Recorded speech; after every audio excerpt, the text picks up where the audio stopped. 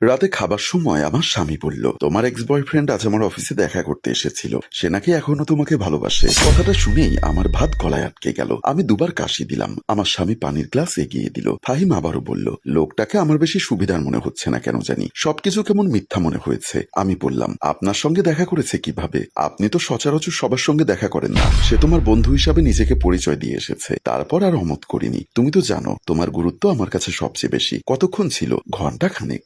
এতক্ষণ ধরে তার সঙ্গে কিসের কথা বলেছেন? তুমি তো এসব কিছু বলনি, তাই ওনার কাছ থেকে শুনলাম। আমারও তেমন কাজের চাপ ছিল না, তাই শুনলাম বসে বসে। আমার খাওয়া বন্ধ হয়ে গেল। ঘন্টাখানিক ধরে সে কি বলেছে সেটাই বুঝতে পারছি না। আমি নিজ থেকে কিছু জিজ্ঞাসা করতে পারছি না। বিয়ের আগে আমি একজনকে ভালোবাসতাম, এটা সত্যি। ওর নাম ছিল নাদিম হোসেন, কিন্তু পরিস্থিতির কারণে আমাদের বিয়েটা হয়নি। তবে নাদিম নিজেও আমার থেকে অনেকটা দূরে চলে গেছে তখন। কিন্তু আজ 8 বছর পরে হঠাৎ কি কারণে সে ফাহিমের সঙ্গে দেখা করতে এসেছে? সে তো সরাসরি আমার সঙ্গে কথা বলতে পারত, কিন্তু তা না করে ফাহিমের কাছে কেন? সে উঠে বেসিনে হাত ধুতে ধুতে বলল, রুমকি কি ঘুমিয়ে গেছে? আমাদের একমাত্র মেয়ের নাম রুমকি। হ্যাঁ, ঘুমিয়ে গেছে। মনে করো আমি যদি এখন আঘাত করি, মারি, তাহলে তুমি কি করবে? আমি চুপ করে রইলাম। ফাহিমের হাত ধোয়া শেষ হয়ে গেছে। সে যেতে যেতে বলল, খাওয়া শেষ করে 1 কাপ গরম কফি নিয়ে বেলকনিতে এসো, কথা আছে তোমার সঙ্গে। ফাহিম চলে গেল। আমি আর কিছু খেতে পারলাম না। সবকিছু রান্নাঘরে রেখে কফি বানালাম, তারপর কফি নিয়ে বেলকনিতে গেলাম। ফাহিম বাহিরের দিকে তাকিয়ে বলতে লাগলো, লাঞ্চ টাইমের কিছুক্ষণ আগে নাদিম সাহেব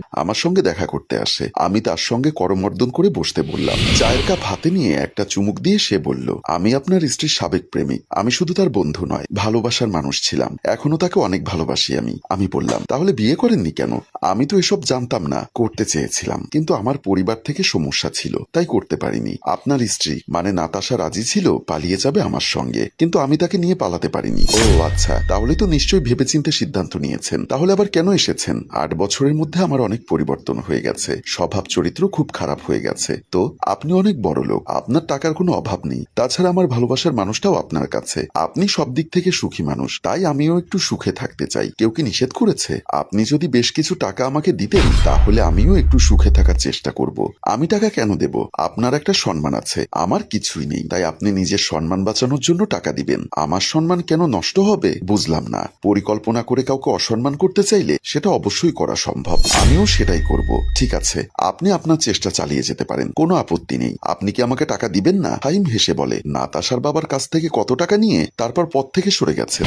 আপনি কিভাবে জানেন? অনুমান করে নিলাম আর কি। আপনি যেহেতু আমার কাছে টাকা চাইতে এসেছেন, সেহেতু এরকম কিছু কাজ আগেও করেছেন বলে মনে হচ্ছে। হয়তো সেদিন নাতাশার বাবার কাছ থেকে টাকা নিয়ে তার জীবন থেকে সরে গেছেন। বেশ বুদ্ধিমান আপনি। দেখুন মিস্টার নাহিদ হোসেন, আমার যথেষ্ট ধৈর্য ধরার ক্ষমতা আল্লাহ দিয়েছেন। আপনি যদি মনে করেন যে আমি আপনার কথায় বিচলিত হব, তাহলে ভুল করছেন। আমার কাছে দ্বিতীয় রাস্তা আছে। যেমন একসঙ্গে দুটো বলা যাবে না। প্রথম পদ্ধতি কাজ না করলে তারপর দ্বিতীয় পদ্ধতি। ঠিক আছে, আরেক কাপ চা খাবেন? নাহিদ সাহেব কিছু না বলে তখন আমার চেম্বার থেকে বেরিয়ে গেল। আমি তার চিন্তা মাথা থেকে সম্পূর্ণ বের করে দিলাম। 38 বছর বয়সে এসে স্ত্রীর প্রাক্তনকে নিয়ে মাথা ব্যথা করার কোনো প্রয়োজন মনে করি। এটুকু বলেই ফাহিম থামলো। ততক্ষণে তার হাতে থাকা কফি শেষ হয়ে গেছে। ঘড়িতে তখন রাত 12টার বেশি বেজে গেছে। এখন আমাদের ঘুমানোর সময় হয়ে গেছে। আমি কিছু বলার আগেই ফাহিম রুমের দিকে চলে গেল। প্রসঙ্গটা নিয়ে আমার কথা বলতে সাহস হচ্ছে না, কিন্তু নাদিম কি সত্যি সত্যি বাবার কাছ থেকে টাকা নিয়েছে এটা মগজে ঘুরছে। ভাবলাম বাবার কাছে জিজ্ঞাসা করতে হবে। আর সত্যি সত্যি যদি বাবার কাছ থেকে টাকা নিয়ে থাকে, তাহলে তো নাদিম আমার সঙ্গে প্রতারণা করেছে।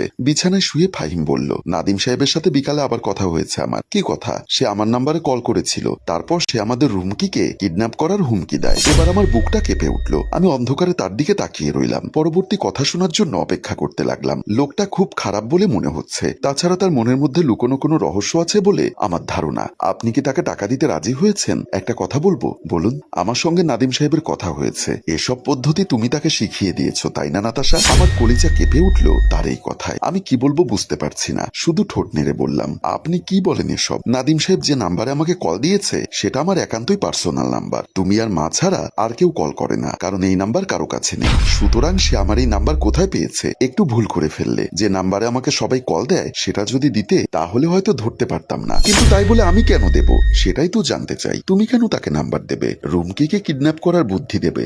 আমার সঙ্গে তার কোনো কথা হয়নি। ঠিক আছে, কার সঙ্গে কথা হয়েছে আর কার সঙ্গে কথা হয়নি সেটা তো আমি বের করব। এখন তবে ঘুমো। আর ঘুমের আগে একটা কথা বলি, এসব করে কোনো লাভ নেই। এত বছর পরে প্রাক্তনের সঙ্গে পালানোর পরিকল্পনা করলে মস্ত বড় বোকামি করবে। আমি আর কিছু বলতে পারলাম না। সে আমাকে কোনো সুযোগ না দিয়ে চুপ হয়ে গেল। আমি আর ঘুমোতে পারিনি। শুধু ভাবতে লাগলাম কিভাবে ফাহিমকে বোঝাবো। আর নাদিম কেন এরকম শুরু করেছে? রাত 3টার দিকে আমাদের কলিং বেল বেজে ওঠে। আমি সজাগ ছিলাম, ফাহিমকে ডাক দিয়ে ঘুম থেকে জাগ্রত করলাম। তারপর বাতি অন করে ফাহিম চলে গেল দরজার দিকে। দরজা খুলে দেবার আগে সে দেখলো দরজার ওপাশে কারা দাঁড়িয়ে আছে। আমরা পুলিশের লোক, দরজা খুলুন। ফাহিম এসে আমাকে বলল, পুলিশ এসেছে কেন? আমি বললাম, জানি না তো, তুমি ভেতরে যাও, আমি দেখি। আমি ভেতরে দাঁড়িয়ে রইলাম, বেশ নার্ভাস লাগছে। একটু পরে জানি না কি হবে। পুলিশের কথা ছিল এলোমেলো, তবে সেটুকু সাজিয়ে বললে এরকম হয়। নাদিম খুন হয়েছে বিকালে। যে বাসায় সে থাকতো সেই বাসাতেই তার লাশ পাওয়া গেছে। বিকালে ফাহিম নাকি নাদিমের বাসায় গেছিল। পুলিশ এতক্ষণ ধরে তদন্ত করে আপনাদের বাসা খুঁজে বের করেছে। ফাহিমকে সেই বাসা থেকে বের হবার সময় বেশ নার্ভাস লাগছে। দারোয়ানও সিসিটিভি ফুটেজ দেখে পুলিশের ধারণা যে ফাহিমই খুনটা করেছে। তাড়াতাড়ি ওদের সামনে গেলাম। পুলিশ ততক্ষণে ফাহিমকে নিয়ে যাবার প্রস্তুতি নিয়ে ফেলেছে। ফাহিম আমার দিকে তাকিয়ে বলল, বিশ্বাস করো, আমি কিচ্ছু করিনি। বিকালে সেই বাসায় আমি ঠিকই গেছি, কিন্তু তার বাসায় সে তখন লাশ হয়ে পড়েছিল। পুলিশ ফাহিমকে নিয়ে যাচ্ছে। আমিও তাদেরকে বারবার কোনো লাভ হবে না জেনেও বারবার অনুরোধ করতে লাগলাম, কিন্তু পুলিশ ফাহিমকে নিয়ে চলে গেল। আমি ভাবলাম এখনই আমার শাশুড়ি ও সবাইকে জানানো দরকার। আমি বেডরুমে গিয়ে মোবাইল নিয়ে পাশের ঘরে গিয়ে দেখি আমার মেয়ে রুমকি বিছানায় নেই। 5 বছর বয়সী রুমকি হঠাৎ কোথায় গেল? এতক্ষণ আমরা পাশের ঘরে কথা বলছিলাম, তাকে তো ঘুমে দেখে গেলাম, কিন্তু এখন কই গেল? আমি সম্পূর্ণ বাসার মধ্যে খুঁজে দেখলাম, কিন্তু কোথাও পেলাম না। আমার কান্না পেতে লাগলো। মোবাইল হাতে নিয়ে কল দিতে গিয়ে দেখি 3টা মিসড কল, অপরিচিত নাম্বার। তবুও কল ব্যাক করলাম। ওপাশ থেকে একটা পুরুষ কণ্ঠে বলে উঠল, তোমার মেয়ে আমার কাছে নাতাশা। স্বামীর জন্য চিন্তা না করে মেয়ের জন্য চিন্তা করো। কে আপনি? আমি তোমার কেউ নয়। ভার্সিটি জীবনের কিছু ভুলের সাজা তোমাকে পেতে হবে। প্রস্তুতি গ্রহণ করতে পারো, মিস গোলাপ সুন্দরী। আমি কিছুই বুঝলাম না। কিসের সাজার কথা বললো তাও জানি না। আমি আমার শ্বশুরকে ফোন দিয়ে সব বললাম আর কাঁদতে লাগলাম। সম্মানিত ভিউয়ার্স, গোলাপের জীবনের বাকি অংশ দেখতে চাইলে গল্প শেয়ার করে কমেন্ট বক্সে জানাবেন। ধন্যবাদ। গল্পটির ভাবনা ও পরিচালনায় অভি, ক্যামেরায় শিহাব ও শাকিল এবং প্রযোজনায় মঞ্জুর মোর্শেদ।